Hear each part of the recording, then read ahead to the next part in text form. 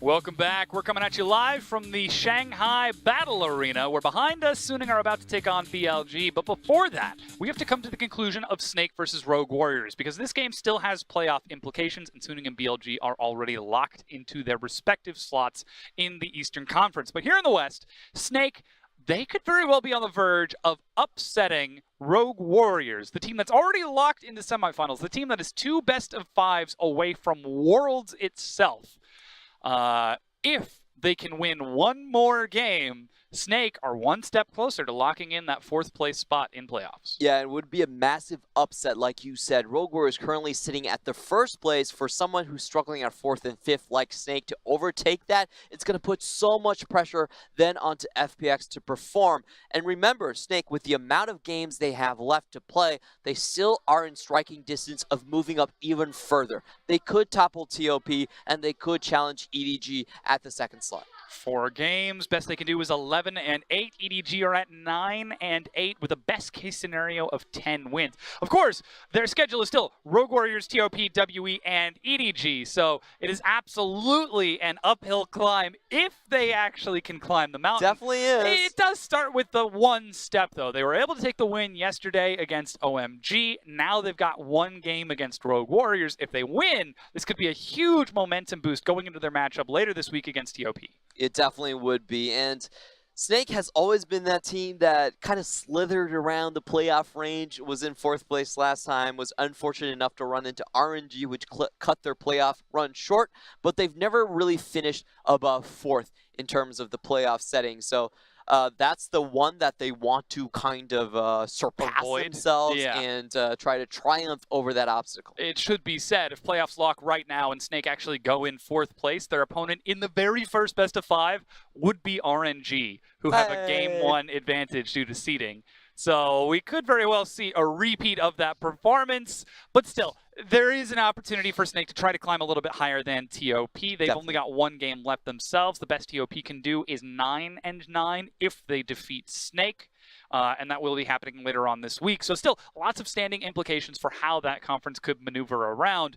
But I think we need to talk a little bit about that match that we just saw, because Snake winning even a single game against Rogue Warriors, I think, should be classified as an upset. Yeah. Game 1 went as expected for Rogue Warriors. They absolutely tore Snake apart. But then in Game 2, Rogue Warriors seemed almost disrespectful. Yeah, they were definitely very rushed in their execution. I understand the first time that Doinby tried to collapse, that was a decent attempt, but Maestro was able to defuse the situation. But there was a lot of questionable plays following on from that point. The 3-man behind the Baron that we were talking about was a 3v5 scenario. Full health Gragas in the way. And it just seems like they're not really on the same page. The cohesiveness, it probably isn't there. And to be honest, I've never really seen Rogue Warriors as being the most cohesive unit. I feel like a lot of the reasons why Kled is so good for their team is that you don't really need cohesion when everyone is running in the same direction. You press 1 button on 1 champion, and then everyone else right-clicks, and you kill somebody. So I would look for Rogue Warriors to probably go back to something that's even more brute force for them. Do you think that we see them change out Kiwi and Holder to bring in Mouse and Flawless and lock down the series as they all step back out on stage?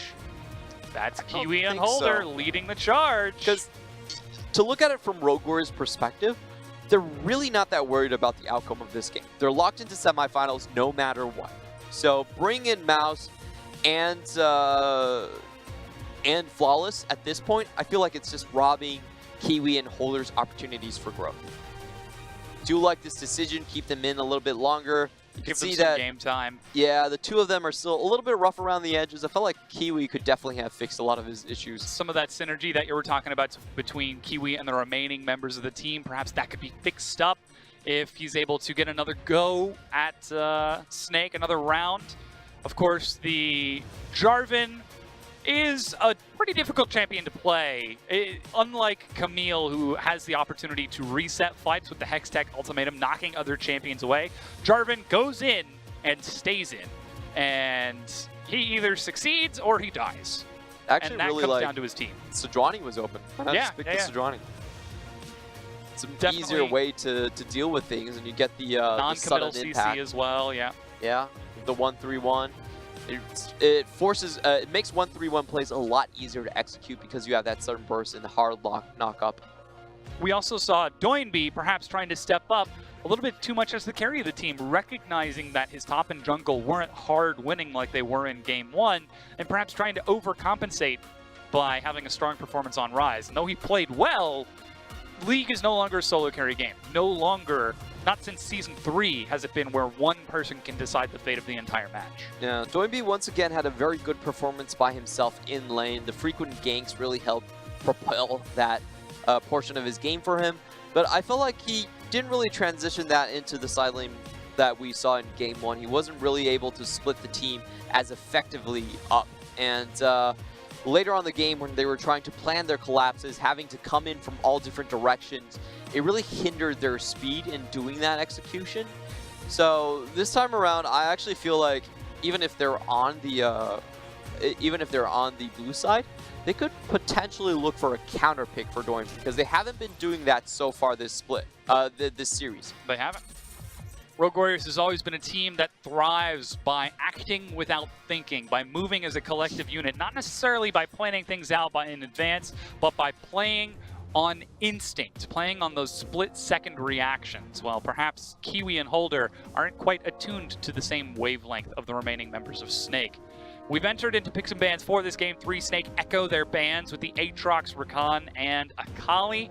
Once again, leaving that Kled open. We've still got the same new ban out of Rogue Warriors, Tahm Kench instead of Alistar for Maestro, and that's the champion he decides to take. And I love the Tahm Kench ban. Rogue Warriors really playing really respectable. They're just taking away whatever the team has been doing well recently on. And in this series, Tahm Kench has been killing them. He's been saving people from the 3-1 scenarios, from the collapses. He's dragging the fights out until their teammates can respond with the correct 5v5. So I really do like this takeaway. It is also Snake's most played support. It absolutely provides massive utility to teams that play against Rogue Warriors. We've got the Alistar to try and do the same thing, but without Devour, that means that Varus has to sit on the map for that much longer, and that's something that Rogue Warriors are going to very much enjoy if they decide to target Light down again, as he did take MVP in that previous game. We do have a Swain locked in. Now, this can be flexed in multiple places, in mid, top, or even bottom. The Ashe would give that away, but instead they decide to take Shen. Rogue Warriors, this is very uncharacteristic of them. I do like the flex potentials. My head is actually brimming with possibilities. Camille can go into 2 positions, Swain 3 positions, and then for Shen, again, it's a double position champion. They could just run Swain Shen into the bot lane. It is known as a very incredible kill lane, especially against someone like Varus. But they could also just watch and see how the draft actually develops. We know that Shen has been used as a counter pick, especially Flandre is still playing the champion into the likes of Cho'Gath, into the likes of tanks. So Rogue Warriors, they have the chance to just sit back and look at how things actually run through. And that's where we see this Gragas again locked in, likely going to Flandre after that Game 2 performance. Got so big, so much health. He was absolutely a fat man in the top lane. There's the Respect Kled ban to take away from Rogue Warriors, as is expected. But if Holder decides to return this Camille back into the Gragas after struggling during that laning phase, it speaks to the confidence of Rogue Warriors, or perhaps something else. I feel like Rogue Warriors are just waiting on the counter pick to go towards Doinby. This is the big change in their draft they've had so far in Game 3. And if, as I predict, it would be a Galio coming out from Snake, then they could then swap the Swain into the Galio, and that's known as a very favorable matchup for the Swain. Very hard for the Galio to go away, and they could place Camille in the jungle, absolutely shut down that lane. And if their AD carries are really short on options, which I don't think they will be, they could still move Swain Shen into the bot lane as that kill potential. But we do have to remember that SMLZ recently did play the Misfortune into the Varus. We have been seeing it pop up as a sort of counter pick. You can trade through the minion waves against the Varus, so that makes it quite an even matchup. We see the Ashe still banned away from SMLZ. He's still got Lucian, he's still got Kai'Sa, Caitlyn, plenty of champions that he can try to take down there. But the big tell here is for Snake. Do they reveal their jungler, or do they save counterpick for Guo? Kindred locked in for SOFM, saying, hey, let me carry, I can do it this time. So this opens up the potential counters towards the top side. Swain actually does pretty decently into the Gragas as well, out damages him and can match with the sustain. So that could be a potential with Holder. We could see the jungle being picked up for Kiwi being the Camille. And throw that out of the window. Yeah, another Rise lock-in for Doinby in the mid lane. And that would put SMLZ on Swain down bottom as Killua currently looking at Xin Zhao, locks it in for Kiwi. So another engaged jungler for Rogue Warriors. Doinby going back to that same Rise in the mid lane. And Guogo gets himself counterpick.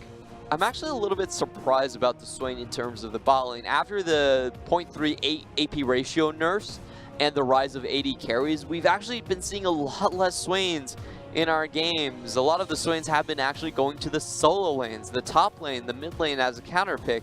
But Rogue Warriors are going back to something that doesn't have the lane push, but does have the kill threat. So this is the 3-man game from Rogue Warriors. Can the 3-man of the Xin Zhao, Swain, and Shen take over the bot side against the likes of the Kindred? They've got their choice of lanes as well, as you can see the coach of Snake speaking furiously to try to get his final points and advice across before he has to go and shake hands with Stake on the opposite side, because Snake, they're one game away from taking a victory against the #1 team in their conference. If they can close it out here, they get so close to picking up that playoff spot. But Rogue Warriors, they're going to try to give them a run for their money. Definitely. Snake basically running with the same composition they did in Game 2. Really strong at securing their own Baron and dragging the game out later. But this time around, I feel like Rogue Warriors have expanded their arsenal. They do have the stronger jungler matchup with Xin Zhao into the Kindred. That was already a good matchup in 8.14, and on 8.15, Kindred was nerfed quite heavily. 25% attack speed taken away from the Wolf's Frenzy. So that will be much more into Kiwi's favor. What he's looking at to do is really push Kindred back from the bot side and then try to influence the bot side with the bot lane with the kill threat. That flash shadow dash followed up by the Ravenous Flock and never move to keep somebody locked down for a really long period of time. Even if you are an Alistar, that is a risky matchup to go into before level 6. Plus Doinby gets to return towards that Cassiopeia in the mid lane with his Rise. He's already shown what he can do in that matchup with some assistance from Kiwi and Holder. But as we load onto the Rift, we get one more chance to hear from the fans who they think is going to take the victory. Whether or not Snake will get themselves closer to playoffs or Rogue Warriors will continue to cement their dominance in the Western Conference. Snake just handing Rogue Warriors 10th loss of the season. That's how successful they have been. Out of a potential 57 games, only dropping 10 is a massive accomplishment for Rogue Warriors. But now that's time to find out with Rogue Warriors versus Snake.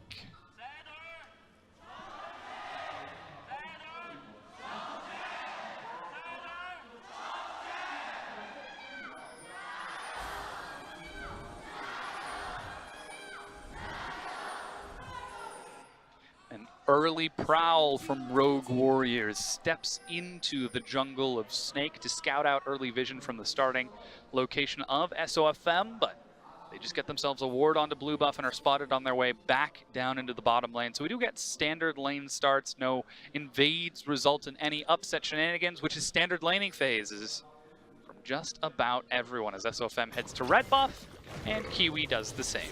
And this is a very favorable level 1 for Rogue Warriors because they have far more kill threat onto the bot side compared to Snake's combination of Kindred and Gragas onto the top side. Camille should not be looking to push the way. She should be playing as safe as possible.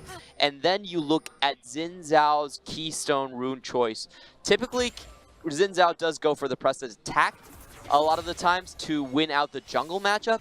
But with Kindred being range, with his duty of basically ganking the bot lane repeatedly, he has gone for the phase rush. Look at how aggressive Kiwi is being. He takes the red buff and immediately steps into topside jungle to look for SOFM, just in case he were going to go for a double buff start. And then collapses bottom to take the first scuttle, which coin flip, doesn't land in SOFM's favor as Kiwi is able to steal it away and SOFM resets the timer. It does look like he is going to get the mark, however, so the coin flip... Oh, it is, yes. Yeah, actually working for SOFM. Mark didn't appear on the minimap in time. And yeah, SOFM finds himself that first mark. That feels good.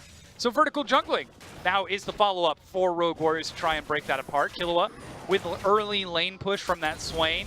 Places a ward, and SOFM will try to clear everything that he can to open that up as top lane is going close to even and mid lane is pushing a little bit for Guoguo. And just look at that CS discrepancy happening early on already in the bot side.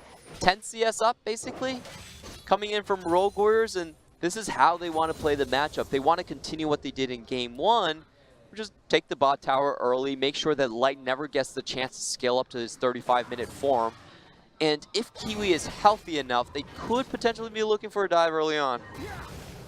They're thinking about it. Double buff. Still ready for Kiwi if he decides to head down towards that side as the wave is ready to crash in. Even Doinby ducking into his own side of the jungle to keep an eye on that Raptor camp as SOFM heads out of base with challenging Smite. The wave crashes in, but Kiwi's already heading over towards his own Raptor camp to mimic the one taken earlier by SOFM. Yeah, so Light took no poke damage coming out from SMLZ, didn't dodge all of the never moves, and really denied the potential for any of the tower dive shenanigans to happen early on. But you can still see the bot side is very much controlled by Rogue Warriors. I really like what Kiwi did, leaving one of the small wolves to continue to deny SOFM. SOFM, he's skirting around the vision in mid lane as Holder takes another trade against Flandre. This is exactly as we saw in that game too. SOFM drops the zombie ward. Doinby, he's thinking about the trade as the wave crashes in. He's never afraid to trade in minions. Happy to trade and burn that mana against Guoguo. But instead, SOFM walks in and has finally been spotted as he steps forward, as Doinby does the same. Kiwi looks for the knockup. Base rush is ready. The Rune Prison Snare. He flashes out of this. Both of the junglers are gone, but Doinby flashes in. First blood for Doinby. That was a really good move coming from Doinby, actually arriving flash first. Piercing arrow auto. Light, even with the delayed animations, is able to find a 2v2 kill against SMLZ. And what happened towards the bot lane? But the kill trade overall, I feel like it was very questionable on SOFM's side. He definitely knew that Rise was walking over there. Like, Doinby did not take some hidden route. It was in plain view of Guoguo, and for some reason they still decided to opt in for that trade, giving first blood over to Rogue Warriors. Good stun coming in, Ignite goes down. And, SMLZ walks up and disrespects the flash and pays the iron price as he dies and heads back down into that bottom lane with only a Ruby Crystal and boots. Whereas on the other side, you've got a Vamp Scepter for Light. Suddenly that lane is a whole lot safer as he is able to lifesteal himself up to full. Yeah, and that was unexpected from that bot lane. Of course, Swain and Shen is a kill lane, but it isn't a push lane. Actually, if you leave it alone and it's purely the 2v2, Light should be able to poke the situation out. Knocked against the wall, and knockups, and stunned, and another kill. SMLZ. Ooh, this is a rough game for him today as he gives over 2 kills in the laning phase alone. And this is without SOFM on this side of the map. We talked about one of the potential weaknesses for Snake is that they have a tendency to play towards top and mid, as we just saw from SOFM trying to gank mid lane a few minutes ago. But Light and Maestro are finding advantages just through the laning phase, just off SMLZ's hubris. Oh boy, look at that minion wave. He's definitely going to lose that cannon. I don't think he makes it in time. 1, 2, he might get in he's got range the and Empire it vision. died. Yeah, Visions of Empire. Well done. Is able to get him in there. Now Doinby and Kiwi looking for Guoguo. There's no flash, Realm Warp, but he's still got the cleanse. Kiwi decides not to step up. That was just a transit. Nothing to see here. Taking the bus across the lane. Now the target's Killua. He's got flash, but lands a Shadow Dash onto Spirit's Refuge, soaks some of the damage, but not the Blight stacks. As SOFM is forced to back away from Kiwi. We're seeing a lot more action in this game. Yeah, definitely centered on the bot lane, and I think Rogue Warriors' game plan is actually backfiring on them a little bit with Rogue Warriors giving up so many advantages bot side. It definitely shouldn't have happened in this matchup, and you're seeing what's happening right now is that Kiwi is trying to find his way back. No, Killua still held on to the flash. That's the Shadow Dash, and that's the flash.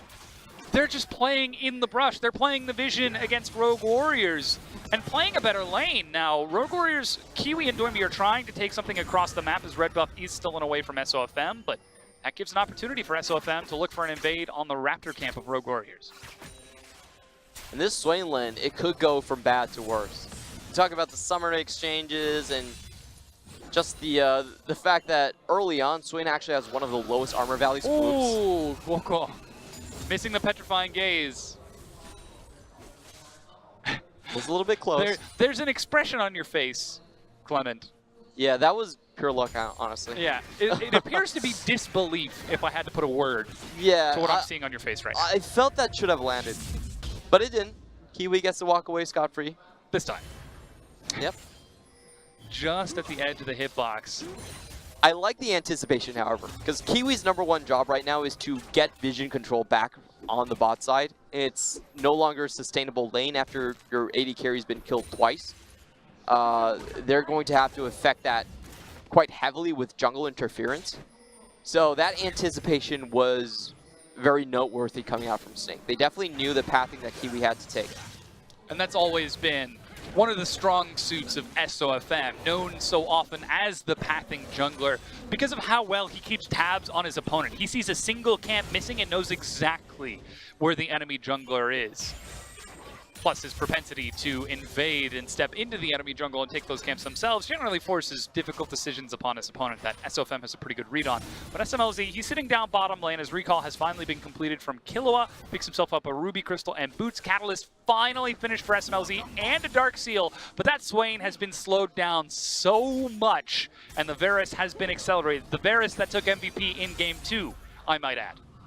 Yeah, Light looking sharp once more. And the question for Rogue Warriors is, I was just distracted by that play a little bit, but the question for Rogue Warriors is, how do they actually rebound from the bot lane? Because they don't have kills like they did in Game 2 against the Cassiopeia. They can't really move the Ryze that easily.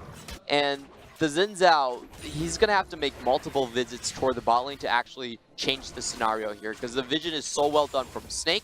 They're going to have to wrestle it back the first time and then go for ganks the second or third time. So it's a very long process for them. And I don't think they can afford to let the bot lane lose. And look at how they are setting up that vision as they decide to engage instead. Chains of Corruption, Maestro flashing from SMLZ to get out of that. That's a ward teleport onto the minion SMLZ. Trying to do whatever damage he can as Doinby joins up Rune Prison, but the Lamb's Respite, that means Spellflux can bounce on everyone. Kiwi gets in, the heal comes across, and it's a cleanup from Rogue Warriors. They find 3, chasing onto Guoguo as Holder follows through, and that's a good pierce from Kiwi to find himself the solo kill effectively, and Flandre dies. Snake get aced for 2 members of Rogue Warriors. Oh, that was such a good series of play. Rogue Warriors, SMLZ with the pullback, and then Kiwi with the 3-man knockback. That just killed any hope that Snake was going to get out of that situation. That was out-execution coming from Rogue Warriors, forcing Light to take the long way around. You could see the start of the fight heavily favored Light. They had the item advantage. They even had the CS lead, but you could see the teleports coming in, trying to save it. The pullback puts Light in a very tough spot where he needs to take the longer way around. Guoguo was trying to save it, but watch Kiwi pushes 3 people straight back into the arms of Rogue Warriors. And that's the instinct that we were talking about from Rogue Warriors, their ability to react on a dime. As Hex Flash over the wall, they're collapsing onto SMLZ and Killua again. As Light walks up, he doesn't have Chains of Corruption, but he might not need it. As SOFM finds himself a kill in the mid lane, that was a dive from Holder, Doinby, and Kiwi to get a kill onto Guoguo. We might be getting ourselves a turret race here, as Rogue Warriors already did take that first brick in the bottom lane. As Killua forced to get out of this one. There he goes, Blast going to safety. We'll get himself out of there scot-free, but they will lose the mid tower. And once again, the question is, where are they going to place the Cassiopeia now that she doesn't have a safe place to farm? Oh, Cask onto Doinby. That's the Stand United. He flashes over the wall. Stopwatch. Flandre has his own flash. Can they lock him down in time? The Realm Warp. They even use that just in case he's able to make it, as it's a late flash burned by Flandre and dies in midair. Now the mid-tier 1 is already taken, mid-tier 2 gets chunked down, and Kiwi is looking for the first dragon of the game, but these are some reckless trades out of Rogue Warriors. They have completely sacrificed their bottom half of the map. 5 deaths by the 12-minute mark of the game, but they have snowballed so much in the top lane. 4-0-1, 2-0-4 on Doinby in the mid lane. Kiwi at 1-0-5 himself. Yeah, so Rogue Warriors just came up with an out macro play after their micro play.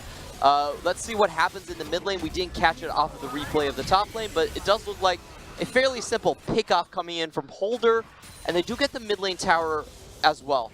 What I want to point note to is the combination of the Shen Stand United with Holder going in on the hook shot. That timing was done expertly to catch Flandre out. The Stand United was on mid-air during the hook shot, so there was no time after the hook shot stun for Flandre to even use his flash to get out of the situation. Really well comboed on Rogue Warriors.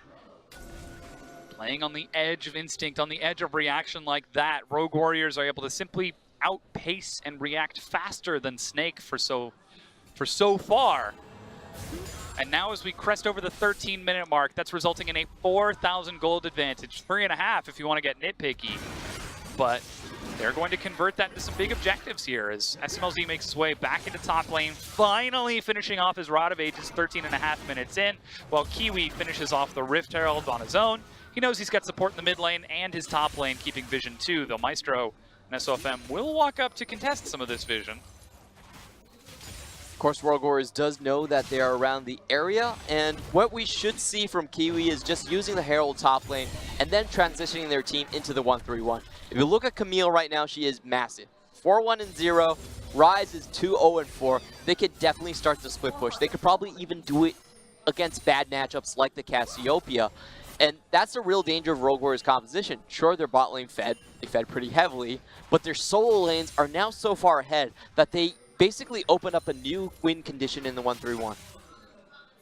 They've still got that Rift Herald to open up the map even further. That's sitting comfortably in Doinby's trinket slot. The double Dark Seal to give him so much sustain whenever he uses that Corrupting Potion, as he's already finished off his Archangel Staff and is now pushing Guo to the mid-tier 2. While Holder does the same in that bottom lane, which buys time for SMLZ on the other side. But here comes the potential collapse. Doinby and Kiwi trying to contest over vision. That's even the Herald being used. Flandre, body slam, cast, denies it. Holder tries to make the best by engaging. Decides not to go for the all-in. Doinby sets up the Realm Warp to zone SOFM away, but already Snake are able to deny the chase as Doinby just being a little disrespectful there. Great play coming in from Flandre. Didn't even need to use much, like saved on his flash. He knew the damage wasn't going to kill him. Max range, body slam, cask.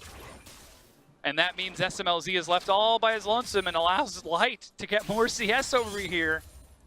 That very big Varus, that very important Varus. The very important Varus. Verily verifies the vilification of Rogue Warriors. I thought you were going to go with more V words. I'm disappointed now. The V soliloquy.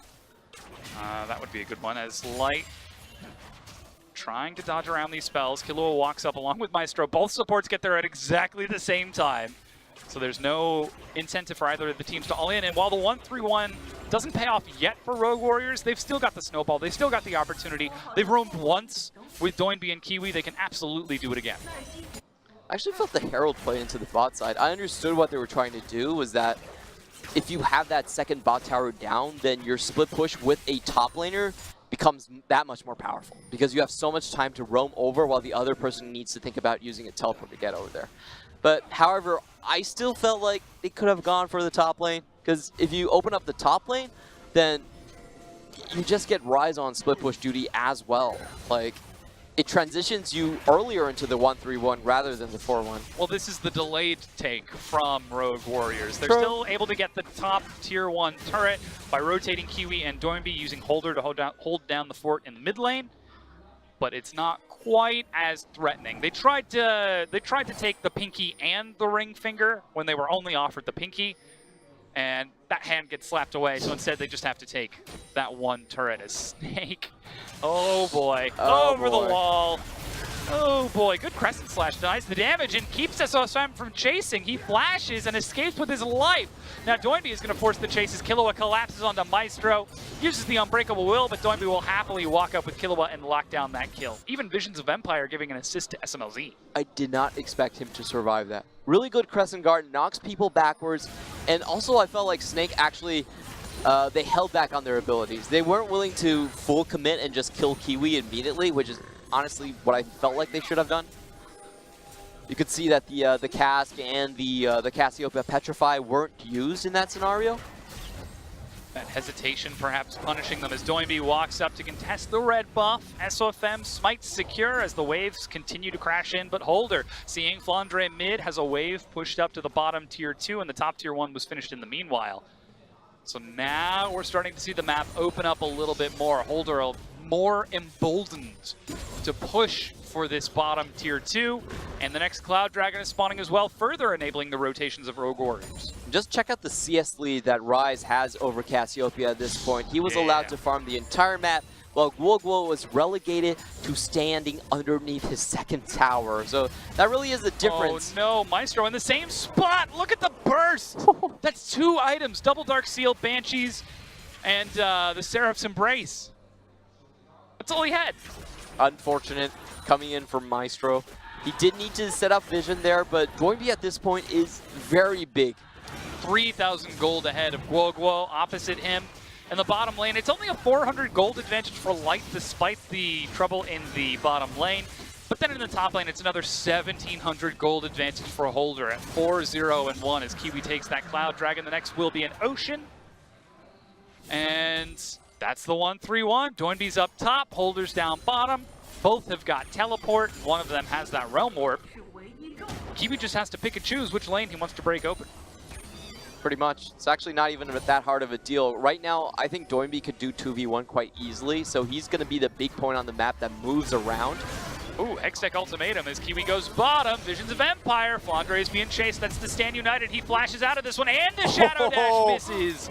Flandre, with the fancy feet, keeps himself standing. Killua with the stopwatch, stalls it out. Knock up onto 2 as SMLZ walks under the turret. He's got Demonic Ascension, but holds on to it. There he goes, finally popping in as Maestro will finally die. SOFM has no way to enter in as Rogue Warriors collapse with teleport from Doinby to break down the tier 2. The situation was dicey for a moment right there, but Rogue Warriors, their instinct is to group up as soon as possible. Great zoning coming out from SMLZ to stop Light dealing any more damage. Now they're pushing up to the mid-tier 2, but Light will scare Holder back as instead the blue buff is passed over to Doinby. Got to make sure that carry has everything he needs to carry at 3-0-6.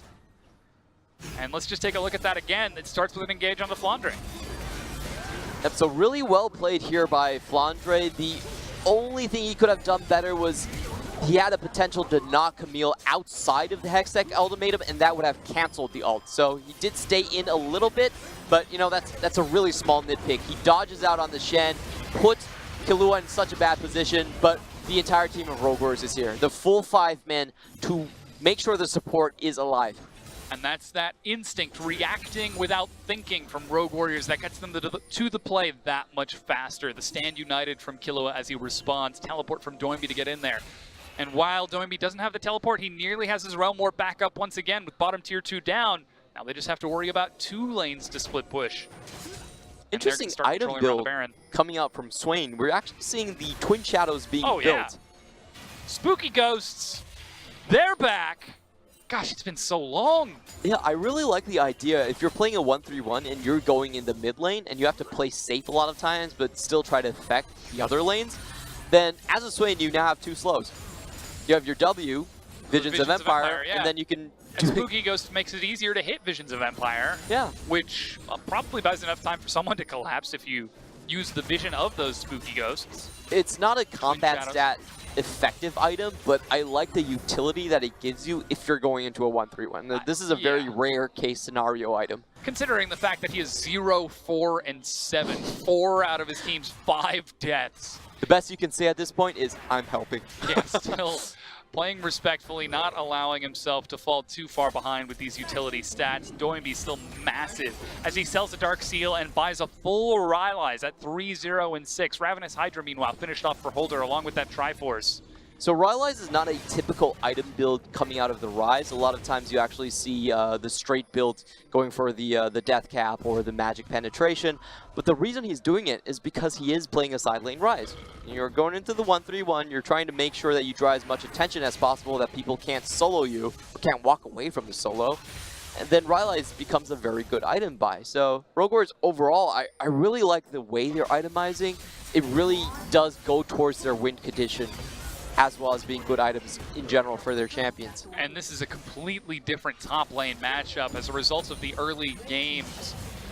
Trading at 5-0-1, Holder is able to actually split push against the Gragas. He's able to land the big Q2s, the tactical sweeps, precision protocols for big hits, and is pushing all the way up to the inhibitor turret. Flandre can't even defend it, while Doinby and Kiwi are working on the top tier 2. SOFM is still within the ring. They know that he's there.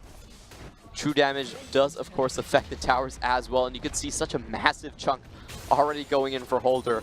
This is a bit of luck on Rogue Warrior's side. If you do have 4 kills from an ace on one person, then that helps. Yeah, that definitely helps you snowball. Realm Warp from Doinby to give vision. He follows the edge of it forward as Twin Shadows is used to scout out and provide further pick, but Rogue Warriors, they're pushing all the way up to the inhibitor turrets as it's 6 turrets to 0, and we're looking at a replica of Game 1 on a completely different set of champions, but a very similar style from Rogue Warriors. Yeah, the big difference here is, of course, the early skirmishes, which went massively into Rogue Warriors' favor. In Game 2, Snake was able to hold out with their composition. They were able to fight around the Baron area, which is what this composition is very good at doing.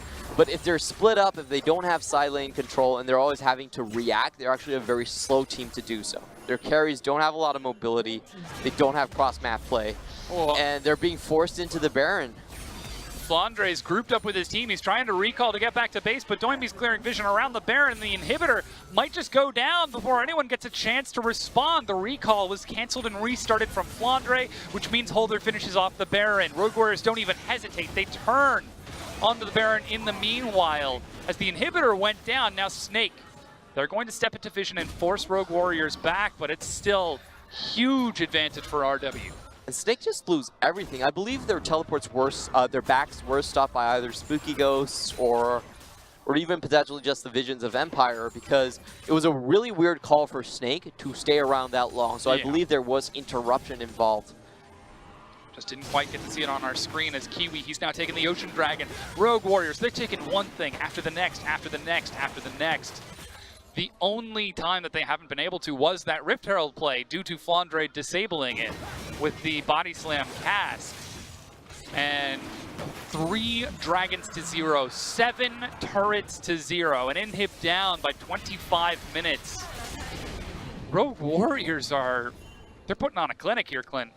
Yeah, it's a really good showcase on how you actually snowball and dominate a game. I felt like their early skirmishes were correct, and then their early macro plays were superior. They bursted down Gulgul. They were on the second foot in that trade, but they chose to burst down Gulgul and take the mid lane tower completely away. After that, Cassiopeia, who is supposed to be a counter matchup into the Rise, fell so far behind in terms of the CS score, and it just opened the entire map up to Rogue Warriors. So we're really seeing Rogue Warriors play a new style with Holder in their lineup, because we don't typically see Mouse play the 1-3-1. Yeah. When Mouse is on the roster, they're much more about freight training. They're just flying some tanks. Yeah, going in 5-man, trying to rush a position down.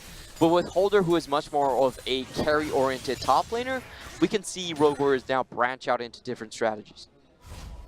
This could be a scary team if they start to take an approach like Invictus Gaming, looking at a lane kingdom strategy. If SMLZ is able to win his bottom lane, if Doinby is able to win his mid lane, which, by the way, if he finishes this Gromp, there it goes, Flame Horizoned Gulgul, 102 CS ahead.